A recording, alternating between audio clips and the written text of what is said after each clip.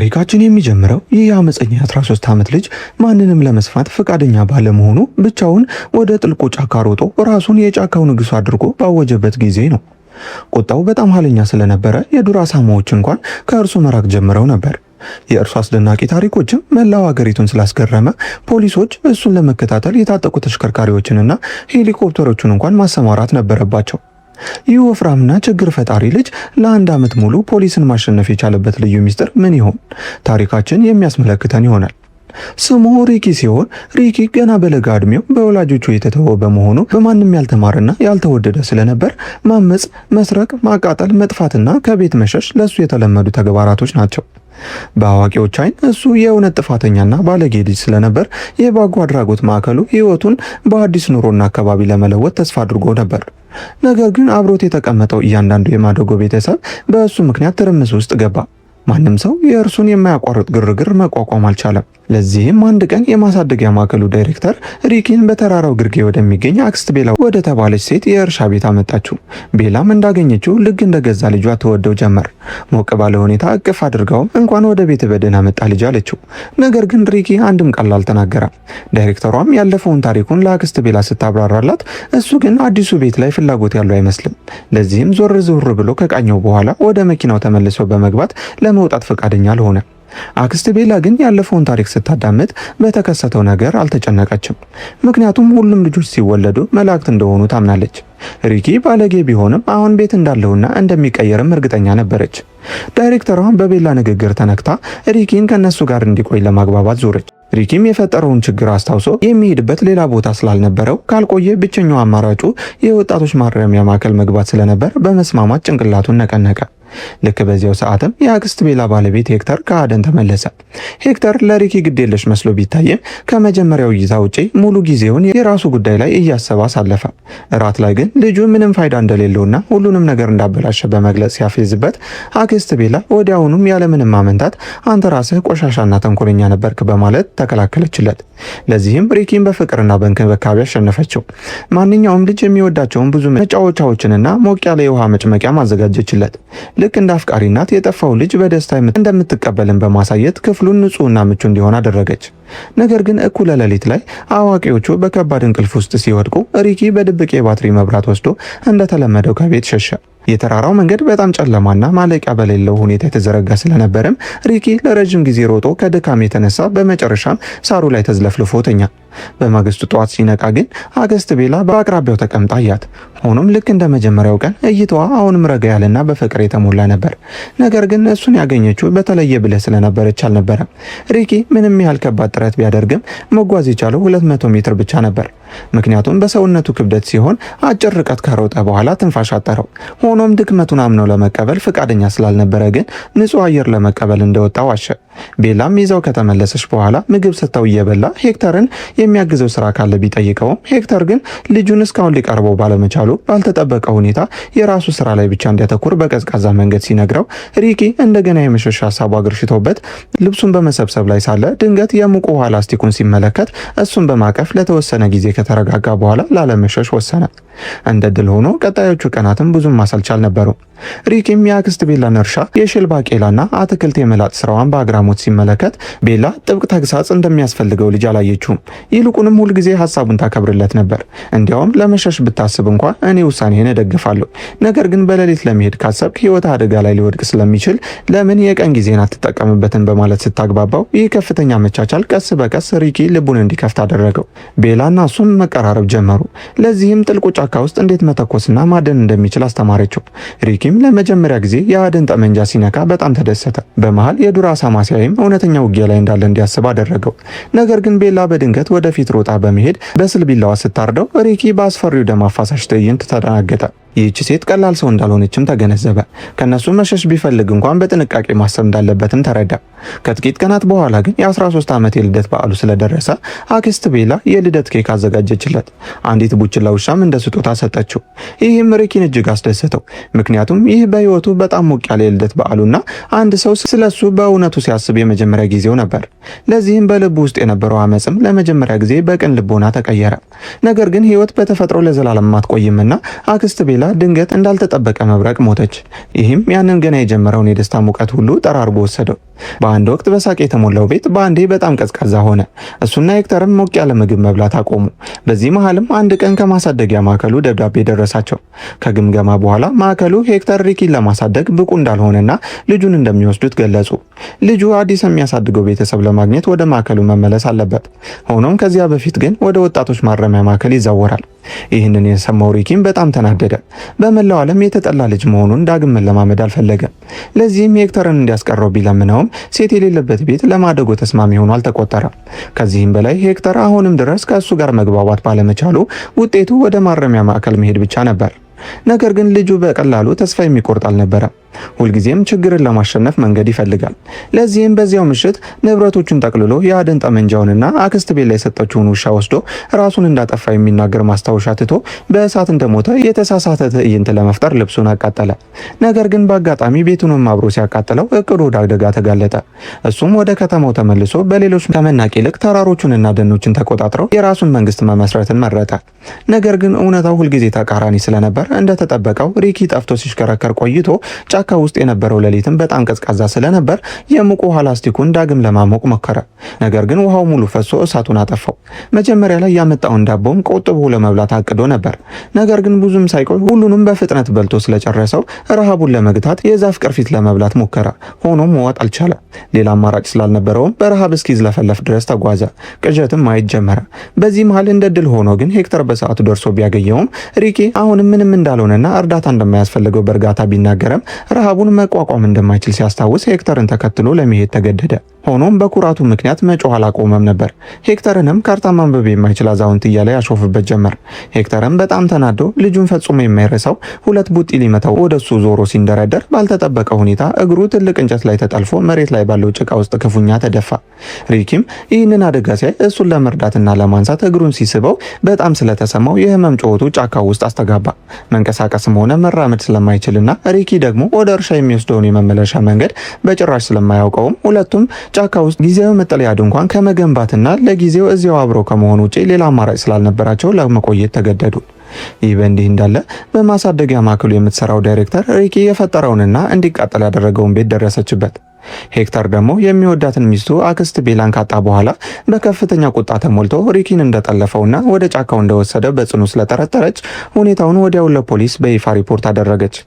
ይሁን እንጂ ጫካ ውስጥ ያሉት ሁለት ሰዎች ግን ስለተመሰረተባቸው ታላቅ ክስና ስምሪት ምንም አይነት መረጃ ስላልነበራቸው ሄክተር በጊዜያዊ ድንኳን ላይ ተደግፎ የናፈቃትን የባለቤቱን አክስት ቤላን ምስል ወረቀት ላይ በዝምታ ሲስል፣ ሪኪ ግን ጫካ ውስጥ ስላለው እውነተኛ ጀብድ፣ ነጻነትና ታሪክ በከፍተኛ የደስታ ስሜት ሲጨፍር ሄክተር ምንም ሳይናገር ዝም ብሎ ይመለከተው ጀመር። ሪኪም የጫካውን የአደን ስራ በንቃትና በራሱ ፍላጎት ተቆጣጥሮ ጠላቶቹና እንስሳት እንዳያዩት ፊቱን ጥቁር ጭቃ እየቀባ የባለሙያ የታወቀ አዳኝን እንቅስቃሴንና አረማመድን በጥንቃቄ ያስመሰል ጀመር። ራሱንም ልክ እንደ አንድ ትልቅ የፊልም ዋና ገጸ ባህሪ አስደናቂና ተፈሪ ለማድረግ ቢጥርም የድርጊቱ ውጤት ግን አስቀድሞ የሚገመት ስለነበር የአደን ሽጉጡን በአንድ ትልቅ ዛፍ ቅርንጫፍ ላይ በነበረች ትንሽ ወፍ ላይ አነጣጥሮ ሲተኩስ ድምፁ ጫካ ውስጥ በኃይል አስተጋባ። ነገር ግን ወፉ አልተመታችም። ሪኪም ባዶ እጁን ወደ መጠለያቸው መመለስ አሳፋሪ ነገር ስለሆነበት በፍጥረት መሬት ላይ ካሉት ጥቂት አረሞች ነቅሎ በአፉ እያኘከ አረንጓዴ አትክልቶችን መብላት ለሰው ልጅ ጤና እጅግ በጣም ጥሩ ነው በማለት ቢያስተባብልም ሄክተር እግሩን እየጎተተና እየተንገዳገደ ከወንዝ ያጠመደውን አንድ ትልቅና ምርጥ አሳ ይዞ ወደ መጠለያው ተመለሰ። በዚያው ምሽትም ሁለቱ በእሳቱ ዙሪያ ተቀምጠው ሄክተር ለሪኪ በጥልቁ ጫካ ውስጥ እንዴት መኖር መትረፍና መከላከል እንዳለበት ጠቃሚ ምክሮችን ይነግረው ጀመር። ጫካ ውስጥ በጣም አስፈላጊ ነገሮች ሁልጊዜ አካልን ሞቅ አድርጎ መቆየትና አቅጣጫን በትክክል ለማግኘት ወደ ላይ የሚፈሰውን የውሃ ጅረት መከተል እንደሆነም ነገረው። ሪኪም በበኩሉ ሄክተር የሚወዳትን የባለቤቱን የአክስት ቤላን የማጣት ከባድ የልብ ህመምንና ሀዘንን እንዴት በጽናት ማሸነፍ እንዳለበት በልጅነት አንደበቱ መከረው። ከጥቂት ቀናት በኋላም ሄክተር እግሩ እየዳነለት ስለመጣ ጥቂት መራመድ በመቻሉ ሁለቱም ቀድሞ ከቆዩበት ቦታ ለመውጣት ወስነው ጫካ ውስጥ አንዲት ትንሽ የተተወች የእንጨት ጎጆ ስላገኙ ያችን ሌሊት እዚያ የእንጨት ጎጆ ውስጥ ለማደር አሰቡ። ነገር ግን በሚቀጥለው ሰዓት ምን አይነት አደጋ ሊከሰት እንደሚችል ቅንጣት ያህል አላወቁም። ምክንያቱም በዚያች ጎጆ ግድግዳ ላይ ሄክተር ሚስቱን ካጣ በኋላ ተናዶ ትንሹ ልጅ ሪኪን በኃይል እንደጠለፈ የሚገልጽና እሱን ለሚይዝ ትልቅ ሽልማት እንደሚሰጥ የሚያሳስብ ፖስተር በግልጽ ተለጥፎ ነበር።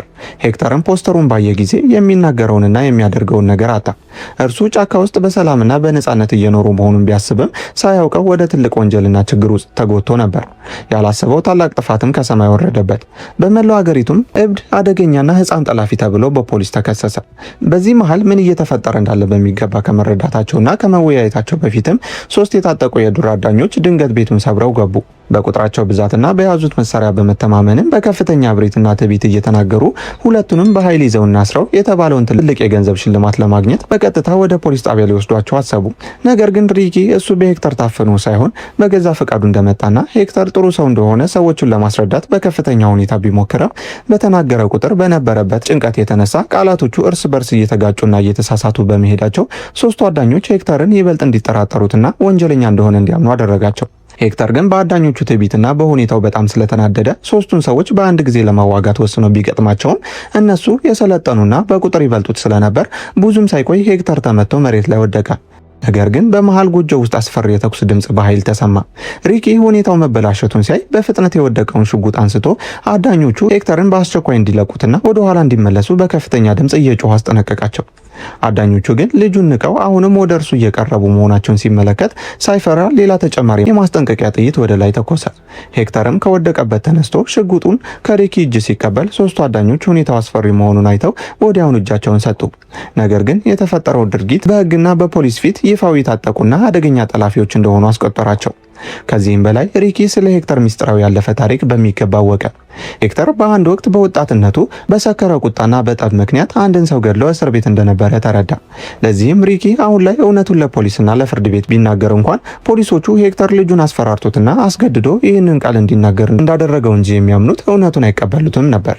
ሄክተርም ቀደም ሲል እስር ቤት ያሳለፋቸውን እነዚያን ጨለማ አስከፊና አስፈሪ ጊዜያትን በጥልቀት በማስታወስ ዳግመኛ ወደ ወህኒ ከመመለስ ይልቅ ከዚህ ጥልቅ ጫካ ውስጥ ብቻውን ለዘላለም ለመኖርና ለመሞት ወሰነ።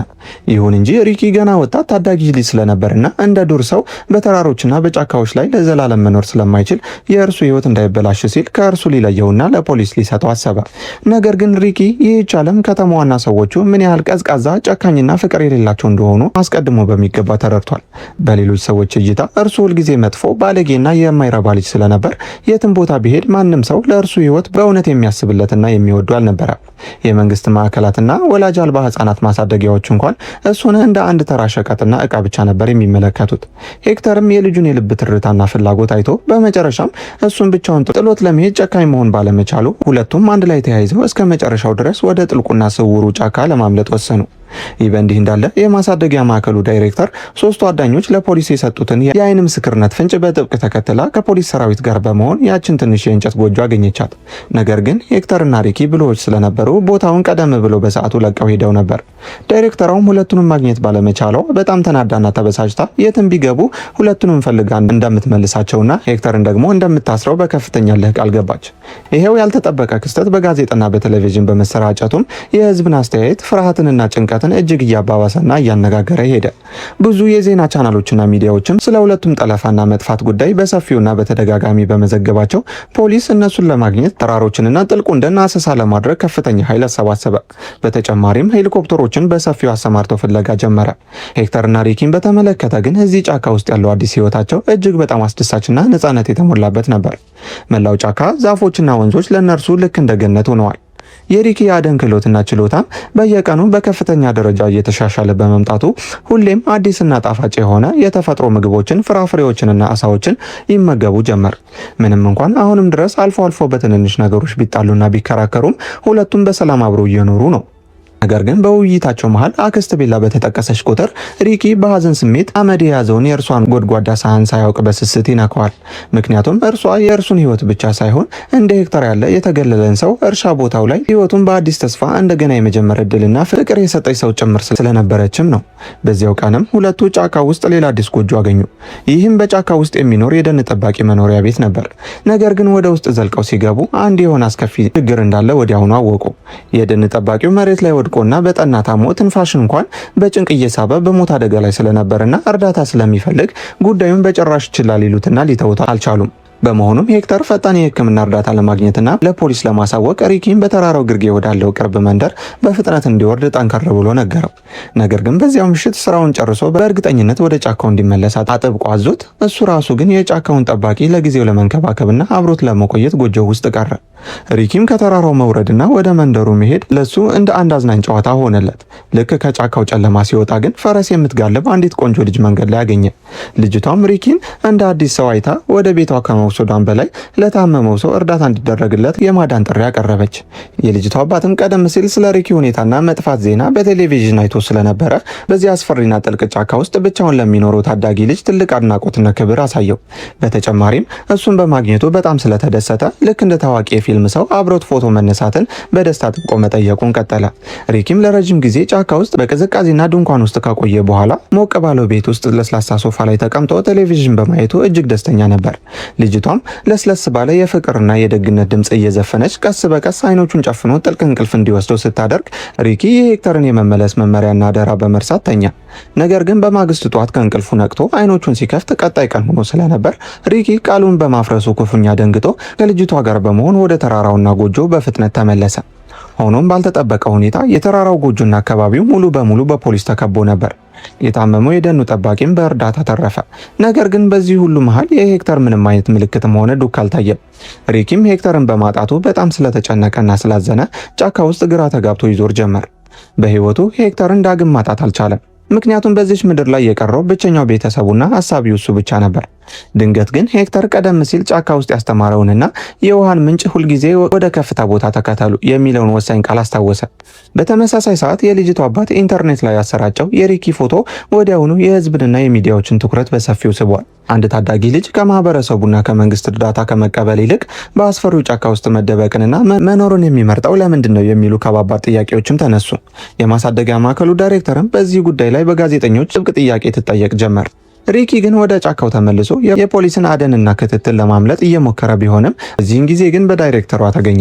ዳይሬክተሯም የዚህ ሁሉ ጥፋትና መጥፋት ሁሉ ኃላፊነት የሄክተር ብቻ እንደሆነ አጥብቃ እየተናገረች ሪኪን ሄክተርን ለፖሊስ አሳልፎ ለመስጠትና እንዲያዝ ከረዳት እንዲሁም እሱ ራሱ በእሱ እንደተጠለፈ በፖሊስ ፊት ከመሰከረ ዳግመኛ ወደ ታዳጊዎች ማረሚያ ማዕከል እንደማትልከውና ነፃ እንደሚሆን ቃል ገባችለት።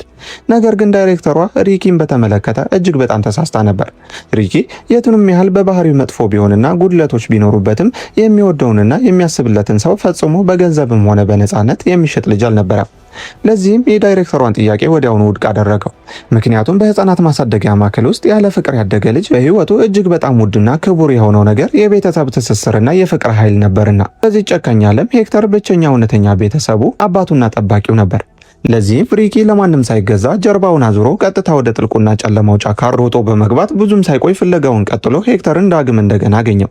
ነገር ግን ጫካው ውስጥ ከዚህ በፊት የነበሩትና ጠላት የሆኑት ሶስቱ አዳኞች ዳግም እንደገና አጋጠሟቸው። ሆኖም በዚህን ጊዜ ሄክተር በጫካው ውስጥ ብልህና ፈጣን ሆኗል። ሪኪም ሁኔታውን በመረዳት በጣም የተረጋጋና ደፋር ሆኖ ነበር። እነሱም በሄክተር ሽጉጥ አፈሙዝ ስር በፍርሃት ትጥቃቸውን አስወግደው መሬት ላይ ጣሉት። በመቀጠልም የያዙትን ምግባቸውንና ንብረታቸውን በሪኪ ተነጠቁ። ነገር ግን ጫካ ውስጥ ያለው አደጋ በእነሱ ብቻ ፈጽሞ አላቆመም ነበር። ሁለት አስፈሪ የጫካ ውሾች ድንገት በኃይል እየጮሁ ወደፊት ሲሮጡ፣ በዚህን ጊዜ ተቃዋሚውና ጠላታቸው ኃይለኛና ግዙፍ ያረጀ የዱር አሳማ ነበር። ውሾቹም ሊያጠቁት ቢሮጡም ሊያስጠጋቸው ባለመቻሉ ሪኪ ሁኔታውን ሲያይ መሳሪያውን አውጥቶ ያለማቋረጥ ቢተኩስም አሳማውን ሊመታው ስላልቻለ ሄክተር የልጁን አደጋ አይቶ ወደፊት ሮጦ አውሬውን በያዘው ስለታማ ቢላ ወጋው። ነገር ግን የተወጋውና የቆሰለው የዱር አሳማ አሁን ይበልጥ በከፍተኛ ደረጃ ጨካኝና አደገኛ ሆነ። ሄክተርም በአሳማው ጥቃት አደጋ ላይ ወድቆ በነበረበት በዚያ ወሳኝ ሰዓት ሪኪ ሳይፈራ ወደፊት ዘሎ በመውጣት መሳሪያውን በጥንቃቄ አነጣጥሮ በቀጥታ አሳማው ላይ ሲተኩስ የአስፈሪና ጠበኛ የዱር አሳማ ወዲያውኑ መሬት ላይ ወደቀ። ሄክተርና ሪኪም ከዚህ አስፈሪ ውጊያ በኋላ በጥልቁ ደን መካከል እጅግ በጣም ንጹህ የሆነ የተፈጥሮ ጅረት አገኙ። ስፍራው ላይም የንፋስ ሹክሹክታ ድምፅና የውሃው ፏፏቴ ጩኸት ብቻ ነበር የሚሰማው። ልክ ከዚህ ጫካ ውጭ ያለው ሌላው ውጫዊ ዓለም ሙሉ በሙሉ እንደሌለና እንደጠፋ ሁሉ ሰላማዊ ነበር። ሪኪም አሁንም ቢሆን የአክስት ቤላን አመድ የያዘውን ሳጥን ይዞት ነበር። ምክንያቱም እርሷ በህይወቱ ሙሉ በዚች ዓለም ላይ የእውነት በጥሩ ሁኔታና በፍቅር የያዘችው ብቸኛው ሰው ነበረች። ሄክተርም ሳጥኑን ከሪኪ እጅ በእርጋታና በአክብሮት ወስዶ አመዱን ወደ ንጹህ ጅረት ሲበትነው ያ ታሪካዊ ጊዜ ለሁለቱም የስንብትና የሀዘን ብቻ ሳይሆን አዲሱ የህይወት ቀጣይነትን ምልክት ነበር። የሪኪና የሄክተር ልብም ለመጀመሪያ ጊዜ የእውነት በፍቅርና በቤተሰብ ስሜት ተገናኘ። ሆኖም ጊዜ እንደ ጅረቱ ውሃ በፍጥነት ይፈስ ጀመር። ጸደይ ወራት አልፎ አስፈሪው የክረምት ወቅት ስለደረሰ የሚወርደው በረዶ ሰማዩንና ምድሩን በነጭ በረዶ ሸፈነው። ሄክተርና ሪኪም ጫካ ውስጥ ያለው ህይወታቸው አሁን ከመቼውም ጊዜ በበለጠ እጅግ በጣም ከባድና ፈታኝ ሆነ። በዚህ ሁሉ መሃል ፖሊሶቹም እነሱን መፈለጋቸውን አላቋረጡም ነበር። እንደ ድል ሆኖ ግን ሁለቱም የፖሊስን ክትትልና ደንብ በማስወገድ ረገድ የበለጠ ተሰጥኦና ብልሃት ነበራቸው። ጫካ ውስጥ የማደንና የመኖር ችሎታቸውም የበለጠ ብቃት ያለውና የተዋጣለት ሆነ። አንድ ቀን ጫካ ውስጥ ሲጓዙም ሌላ እንግዳ የሆነ የዱር ሰው አገኙ። ይህም ሰው ራሱን ክሬዚ ቶም ብሎ አስተዋወቃቸው። ቶም ከዘመናዊው ዓለም ከህብረተሰቡና ከህጉ ጋር መግባባት ስላልቻለ ጫካ ውስጥ ሙሉ በሙሉ ተገሎ ለ15 ዓመታት ያህል ኖሯል። ሆኖም አልፎ አልፎ በጫካ ውስጥ ከሚያልፉ ሰዎች ጋር በመገናኘት እነሱን በቤት ውስጥ ለማስተናገድ በጣም ፈቃደኛና ደስተኛ ነበር። ሪኪና ሄክተርን በመጨረሻ በቶም እርዳታ ከቅዝቃዜው ነፋስና ከሚወርደው በረዶ የሚጠለሉበትና የሚያርፉበት ሞቅ ያለ ጎጆ አገኙ። ማታ ከመተኛታቸው በፊትም ሁለቱ ቀላልና በሞቀችው ክፍል ውስጥ አልጋቸው ላይ ሆነው ሲያወሩ ሪኪ ግጥም መጻፍ በጣም እንደሚወድና አሁን ደግሞ ስለ ሄክተር አዲስ ግጥም እንደጻፈ በኩራት ተናገረ። በጻፈው ግጥም ውስጥም እሱና ሄክተር አብረው ጫካ ውስጥ በሰላም እየኖሩ እንደሆነ የሚናገር አስገራሚና ስሜት የሚነካ በመሆኑ ሄክተር ይህንን ሲሰማ በዚህን ጊዜ በደስታ ፈገግ ብሎ ጭንቅላቱን ነቀነቀ። ነገር ግን ይህ ጎጆ ውስጥ ያገኙት ሰላማዊ ቀናት ብዙም አልዘለቁም። ፖሊሶች የሰዎችን ጥቆማ ተከትለው መደበቂያቸውን በፍጥነት ስላገኙት ያንን የፈራረሰውን የቶም ጎጆ ሙሉ በሙሉ ከበቡት። ሳይጠበቅ ግን ክሬዚ ቶም ከዓመታት በፊት ያመጣትን አንዲት አሮጌ መኪና ከጎጆ ጀርባ ደብቆ ነበር።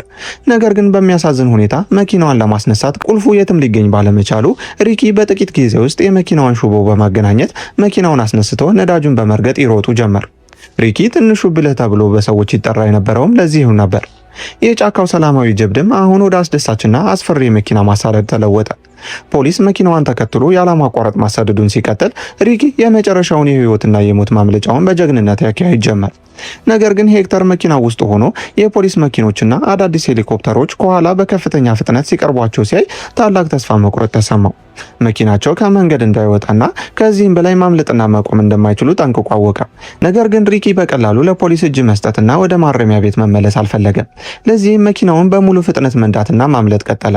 በጎን በኩል ከዳይሬክተሯ መኪና ጋር ሲወዳደርና ሲከታተሉም እሷን ለማናደድ ቀስቃሽ በሆነ መንገድ እጁን አወዛወዘላት።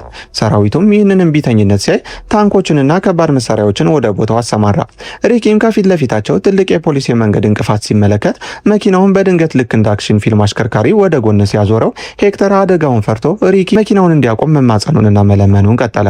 ነገር ግን ሪኪ ማንንም ማዳመጥ አልፈለገም። በከፍተኛ ፍጥነት እየነዳም ይህንን የጋንግስተርና የወንጀል ህይወት የመረጠው እሱ በራሱ ፈቃድ ሳይሆን ይልቁንም የዚህ የጋንግስተር ህይወት እሱን እንደመረጠው ሲናገር በመሃል መኪናዋ ቀጥታ ወደ ትልቅ የቆሻሻ መጣያ ስፍራ ዘላ ገባች። ሄክተርም የማይቀረውን የሞትም ሆነ የእስራት ውጤት እያየ ተስፋ ቆርጦ እጁን ወደ ላይ አንስቶ ከተደበቀበት ወጣ።